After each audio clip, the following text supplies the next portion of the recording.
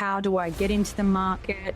And, what options do I have really to get started? It can be a little bit risky to invest with your partner. So we are seeing a lot of females today. Sisters and sisters might get together, or friends can start to invest together, because if everyone brings in their little pool of investments of 50,000 or 100,000, they can start building their investment portfolios. I need to go to the extreme of getting into the market at any possible way, because as soon as I get on the train, then we start making equity. I'm starting to see more and more people talk about rent vesting. Can you just explain what that is? I'm a rent investor. For me to, as I said, it's probably about a $3 million purchase price. Rather than spending $3 million, spend $650 to $700 and get one investment property and have these properties all over Australia. What we're doing is we're doing a lot of this dual occupancy. You end up getting, amounts of well over $1,000 a week. Like most of our clients that have a dual occupancy setup are getting between 12 and say $1,500 a week. That's 8% yields. It's huge. If people are wanting to do this co-investing but don't have people, we can start to put together groups of people. And I would be interested in buying with one other partner if you could find someone, so then that way you've got almost like a business partner to get yourself out there and start investing. Because as I said, the first one is the most important. And once you get there and once you see how easy it is to make money, you're just like, why didn't I start doing this earlier? What does it take to be a financially empowered woman?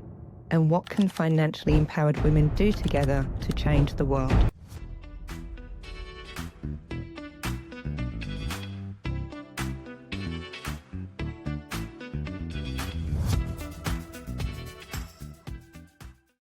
A shocking statistic is that around 400,000 women in Australia are at risk of homelessness. And the cause of this is the lack of education about how to build a financial foundation, starting even before we first enter the workforce and well into our retirement years. My name's Dion Payne, and I'm the founder of the Financially Empowered Women podcast. I'm passionate about ending homelessness, and as part of that passion, I chose to look at the systemic barriers that are causing homelessness for women in the first place.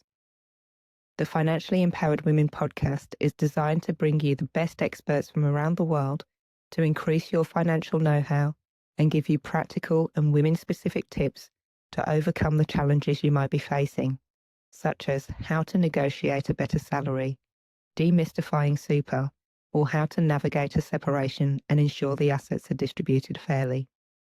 My role is to provide you with the best information out there to change your trajectory and become a financially empowered woman, because you deserve it, and the world needs you more than ever to own your worth and help others to do the same.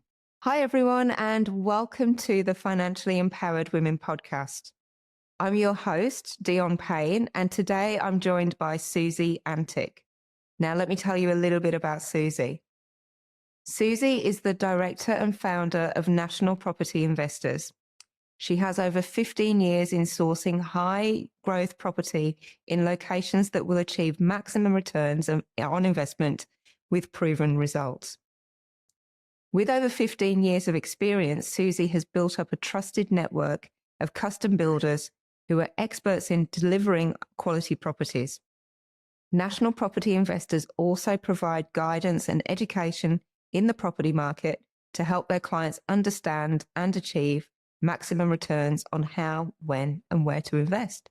Welcome, Suzi. Thank you so much, Dion. Thanks for having me on today. My pleasure. Now, as a little bit of context for everybody that's in the audience today, Suzi and I have met recently, and we met, we've met previously, but most recently we met at an event.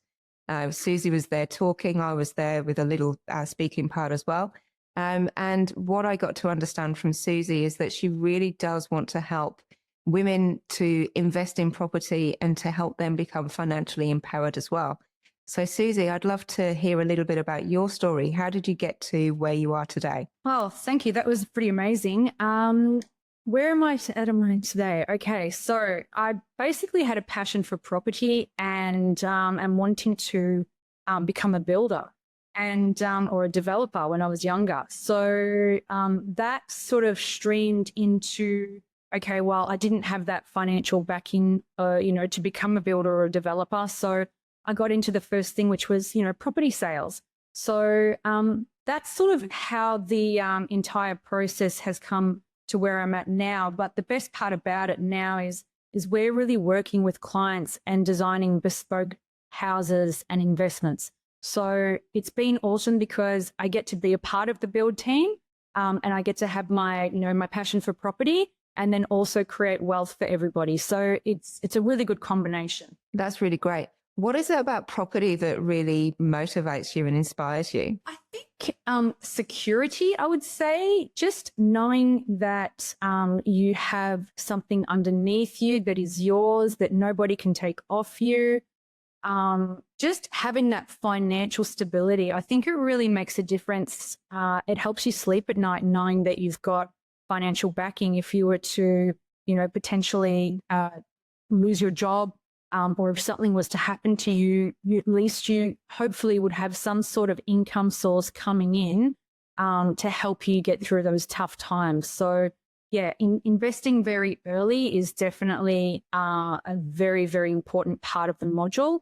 But yeah, I think definitely security and having that foundation is very, very, very important element of life when it comes to stress and what you can take on. Yeah, and I 100% agree with you in terms of having that financial stability is really important.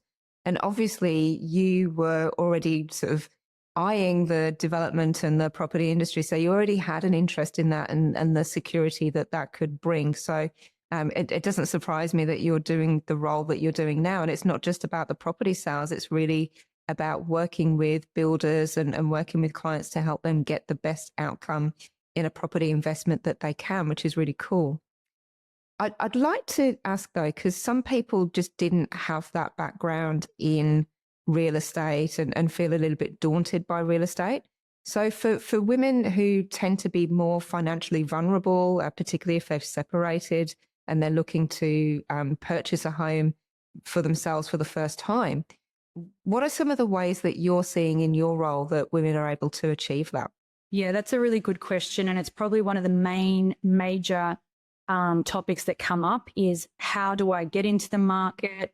And, what options do I have really to get started? And the traditional way of investing of how, mum and dad would buy their first family home and then, pay that off and then buy investment properties, that type of, structure doesn't really exist so much anymore because, marriages that, we're not really marrying as much as what we were before. Divorce rates are a lot higher.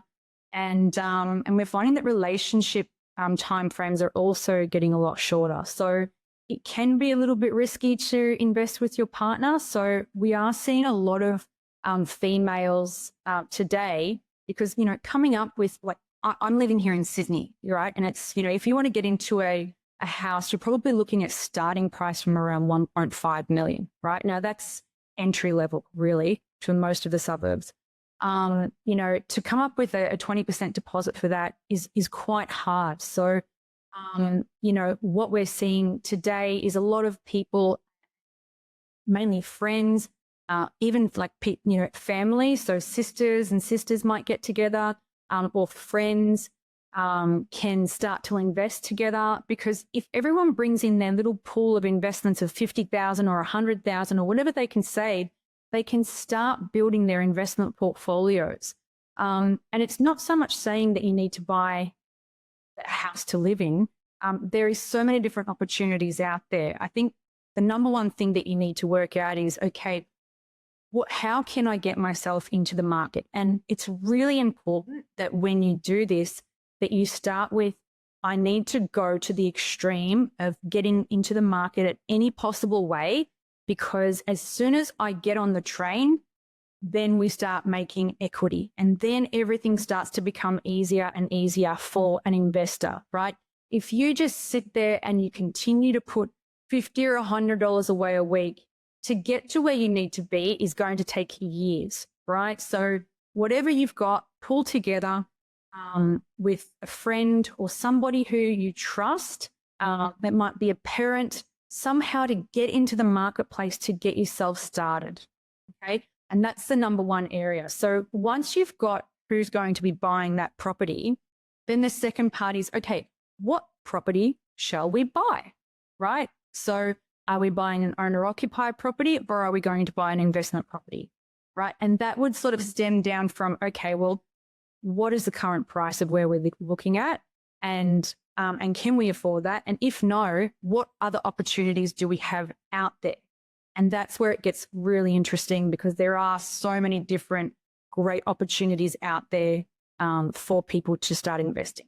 Yeah, that's really cool. And I loved what you shared about that, about, you know, it's hard to do it by yourself. So join forces. And it reminded me of, and it wasn't something that I necessarily witnessed myself, but when I was younger, growing up, it was quite a thing. And I knew that certainly my grandparents, who had arrived in the UK in the early 60s, they had come with a big West Indian contingent to the UK, and they all supported each other into homes. So they'd basically all join their money together and then buy one home for one person. And then, you know, a couple of years down the road, then they'd sort of do the same for another person.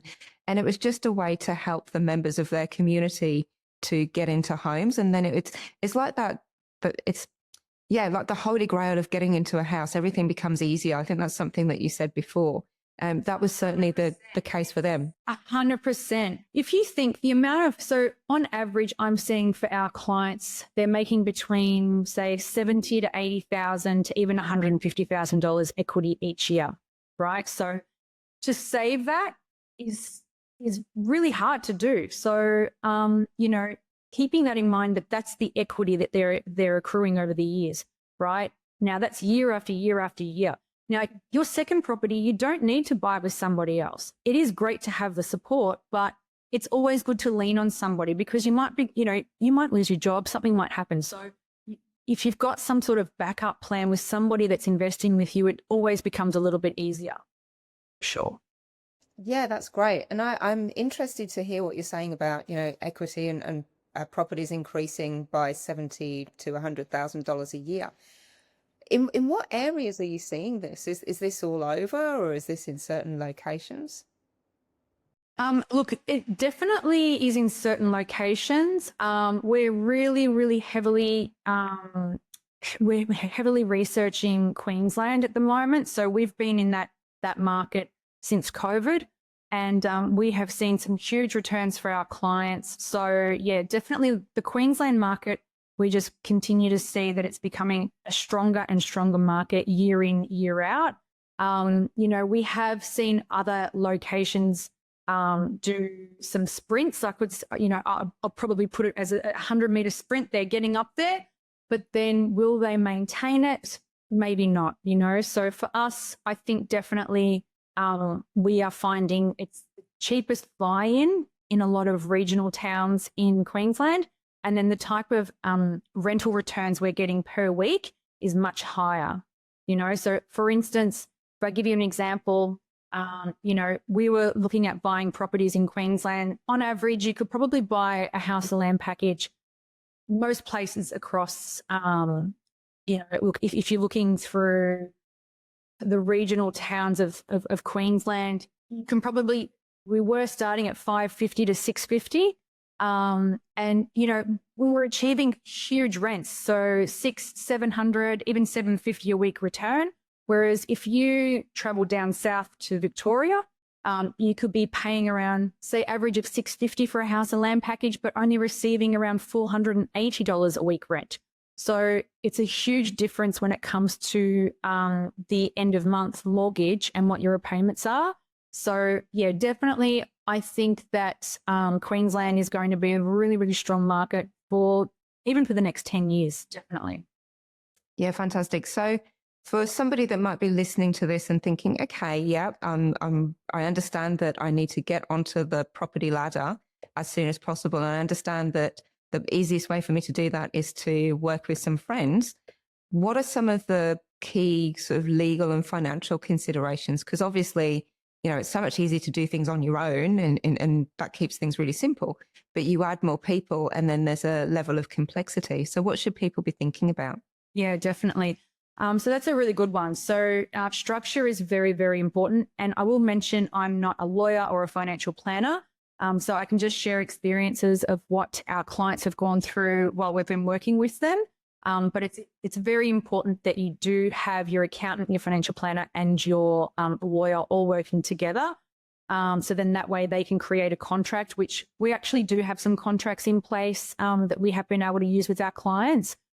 Depending on what their situation is. Some people, like you might have two friends who are, almost about to retire, and they've both got, super funds, and they both want to buy a house to retire and live in and have maybe, have what we call a dual occupancy, or a dual key, where you've got, from the front of the house, it looks like one house, but, it actually has two separate departments when you go through. So they have both their own living spaces.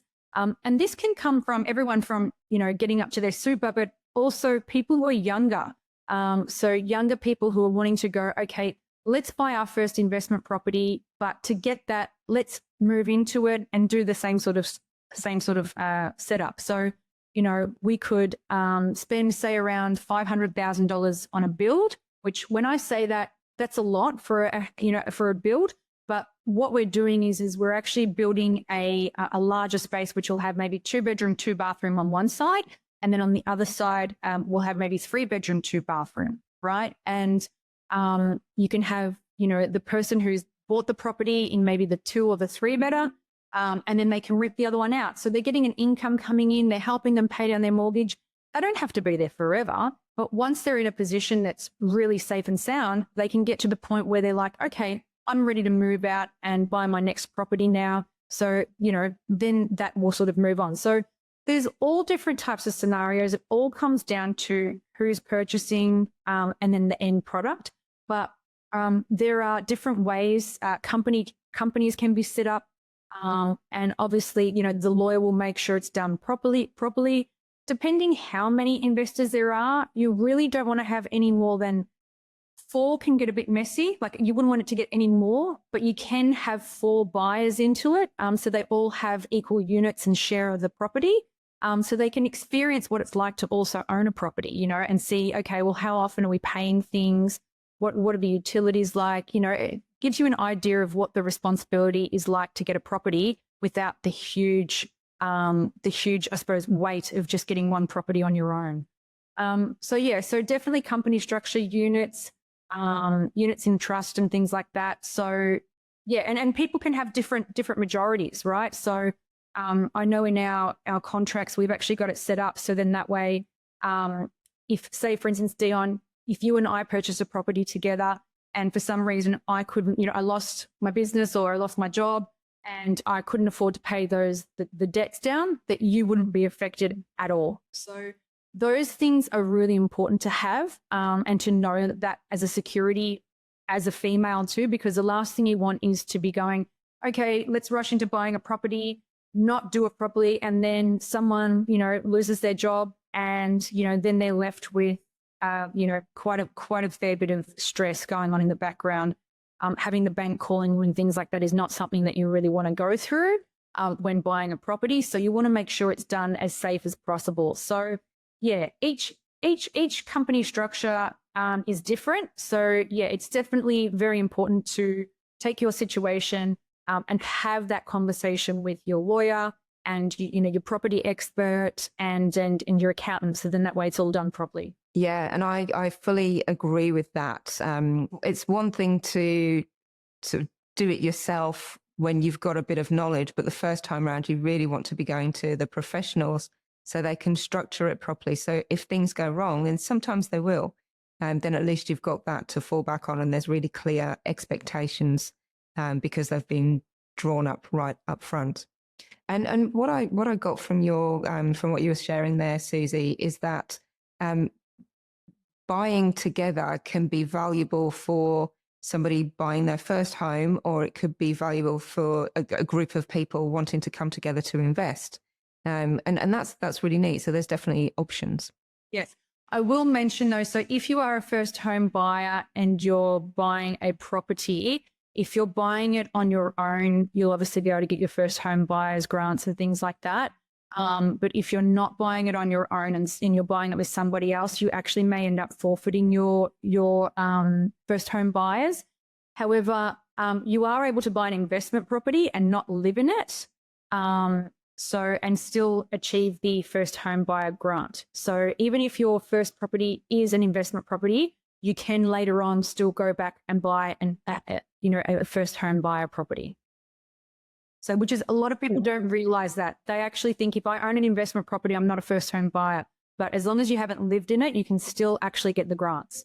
That's really cool. That's really cool. So what you were talking about before, somebody that hasn't got their own home yet and they've got an investment property, I'm starting to see more and more people talk about rent vesting. Can you just explain what that is for our audience if they don't know, and what the benefits of that actually are? Yeah. So I'm a rent investor. I've got properties all over Australia. I've got some in Victoria and some in Queensland. And I personally can't afford to invest in Sydney.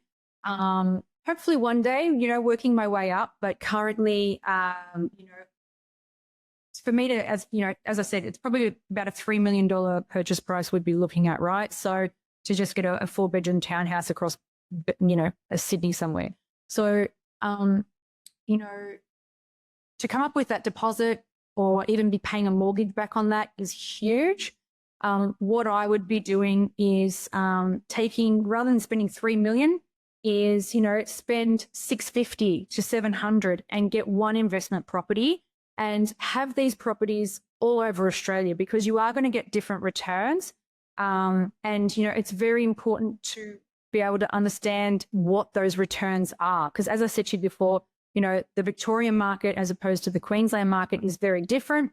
And it'll also make a difference on the type of product that you buy, right? So we specialize in the brand new build area because we do bespoke packages and investment properties for our clients, right? So for us, what we're doing is we're doing a lot of this dual occupancy and co-living and things like that. So then that way we can actually make high yield investments come through. So it makes a really, really big difference than rather just receiving a $700 a week rent.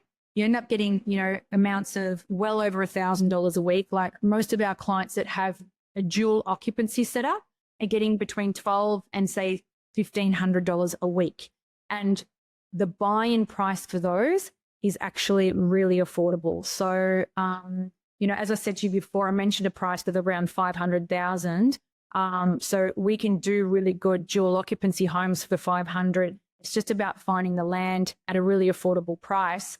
So, say your bottom dollar, you're looking around that $700 to $750 mark, and your returns are, $1,200 to $1,500 a week. That's, your 8% yields. It's huge. Yeah, and yet that's still providing an affordable rent for the occupiers as well. Totally. Yes, because instead of renting each side, instead of getting just that one rent, like if I had a child and I was a divorcee or lived on my own, for me to pay for, $800 a week or, to actually have a full house, number one, the upkeep of it would be really hard. And number two, the affordability definitely is going to be harder. So to know that, okay, I can have everything that a house has, like really nice fit out and security for myself and my daughter, then what I would want to do is, pay that, say around that $550 mark rather than the, $800 mark. It's going to be so much more achievable for myself. So yeah, definitely makes a very, very, very big difference. Yeah, 100%. Yeah, cool. Okay, great. So Suzi, you mentioned that you work in that brand new build space, but it's been a really challenging time for construction, and there've been a lot of builders that have gone broke and therefore not been able to complete their jobs. And I understand that a lot of people are quite nervous to go and buy something off the plan, as it were. What are you seeing in your circles, and how can you talk to that, please? Yeah, that's a really good point. I like to look at what we do as not buying off the plan in a way. I think that there's two completely different markets out there. Like you've got your apartments and things like that. And look, apartments I'm not really a fan of. They have really high body corporate fees. If there's a leak above your property, then, you know, it can just, there can be nightmares. So it is definitely a harder investment. However, if you're an owner occupier and you want to live somewhere, by all means, go for it, right? And you can actually achieve capital growth with an apartment if you buy the right type of apartment in the right place at the right price. However, with a lot of what we do, we definitely stay away from there, and we concentrate on building anything from holiday homes. As I said, it's very bespoke. But you know, things that people are very scared of these days are, you know, knowing which builders to trust, and you know, how long it will take to build the property. So those are the two main things. And also, you know, is there going to be any increases in price, right? So while I'm, you know, building this property, those are probably the main reasons that people are a little bit scared of buying brand new. But look, we've been, you know, I've been in the industry for 15 years now. We've been working with builders all across Australia, and I do have my network that I stick to. And the reason I do is because my clients have achieved huge results, and they work really well because we are able to work on bespoke packages, you know. So these are things that I think is really important. So, you know, if you do want to, you know, start investing, but you're not sure how, the reason I choose brand new property is because your bottom dollar, once you've purchased something that's established, let's say you're buying something that's at 750,000, you're going to have to pay stamp duty on that amount, which is probably going to be around 30,000, depending on what location it is, between 30 and 50, depending on what state also. Another thing is you'll also, there's no warranty on that property. So, you know, if you buy it and then a few months later, you start to see that there's mold coming through the roof or the bathrooms and things like that, that's something that is, you know, you're wearing that risk. So for us, you know, the stamp duty component, if you're buying brand new, it's only going to be the land price. So, you know, if we're buying something 300,000, which is pretty much as high as we go on, you know, depending on what the client's borrowing capacity is. But, you know, if we're looking at a $300,000 or $400,000 block of land, the actual the stamp duty amounts are very, very low. They're most likely around 10 to 15K max.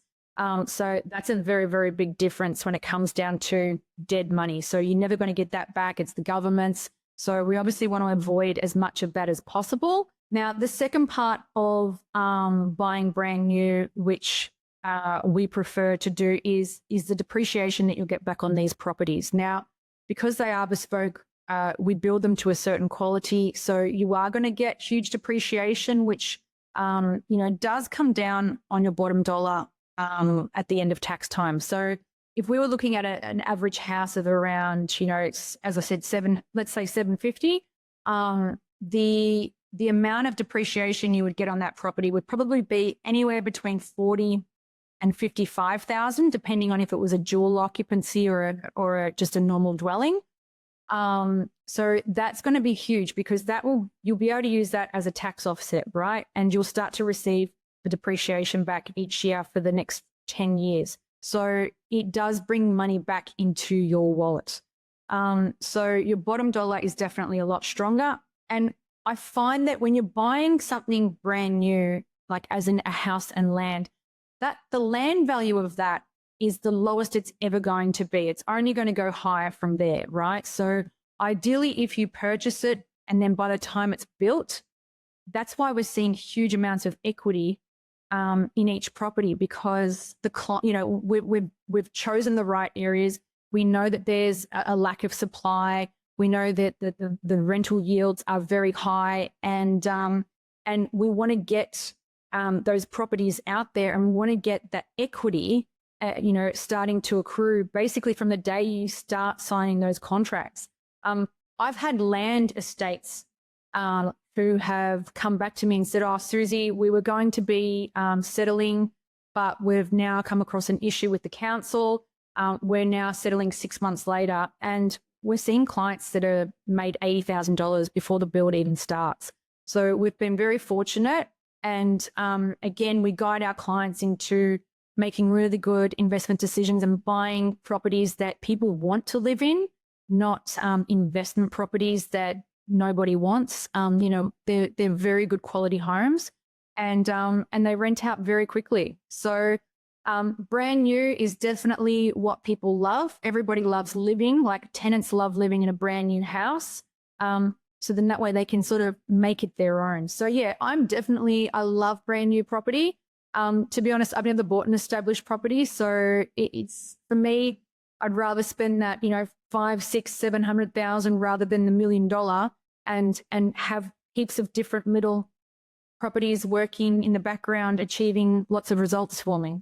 I love the way that you've broken that down, Suzi. And there's, most of the guests that I talk to, it's very, it's wonderful. Like we've had some really great guests, but we don't really get into the numbers and we don't really get into the strategy. So you've just made it really simple to show how somebody could purchase a property, whether it's getting started with friends in the first place, but then grow their portfolio, and the financial stability that provides is really powerful. So thank you for sharing all of that.